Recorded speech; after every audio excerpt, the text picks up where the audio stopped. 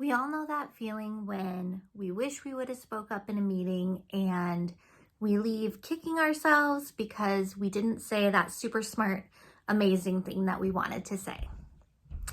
I'm Jade McConna, CEO of Petite Powerhouse Career Coaching, and today I'm going to teach you how to overcome your fear of looking dumb in a meeting so you can finally speak up and speak your mind. If you enjoy this video, please click the like and subscribe button down in the bottom right. Let's get into it. Okay, so the first way to overcome your fear of sounding dumb in a meeting is to practice what you're going to say. Don't only practice writing down what you want to say, practice actually saying it out loud over and over and over until you know it's stone cold. I know this can feel kind of stupid, but preparation is key because when you're in that moment, you may freeze up. It may feel very tense. And so when you're super prepared, it just becomes muscle memory. And that's why I do so much repetition with my interview coaching clients and for any kind of big conversation or nervous encounter.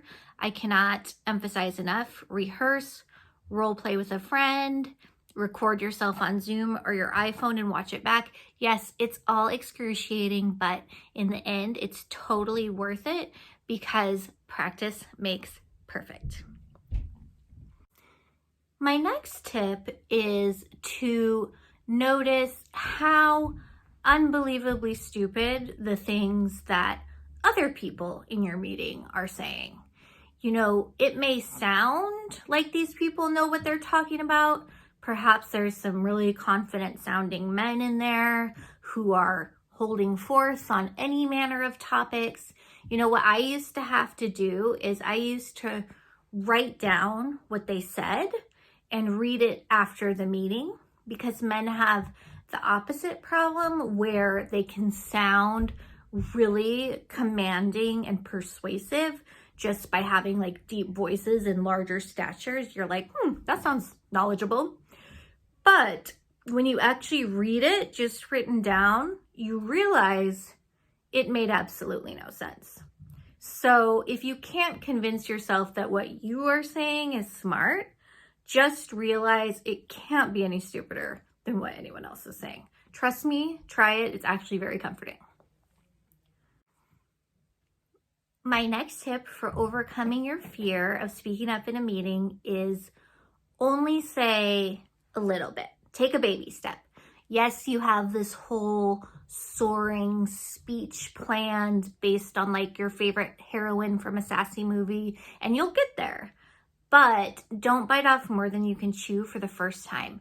If you just say the first part of it or the first one or two things that you want to say and leave it at that, that's amazing for a first try. It's not all or nothing, and you can build over time.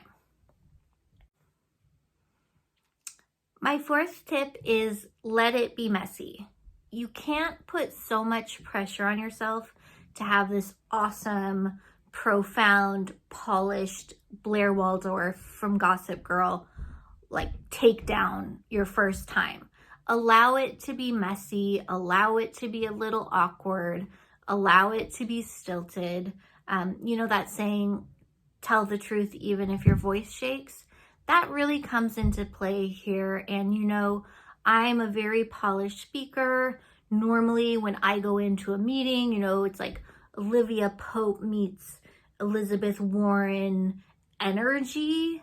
But when I get really passionate about something, even now, you know, my voice will shake. I'll start to lose my composure a little bit.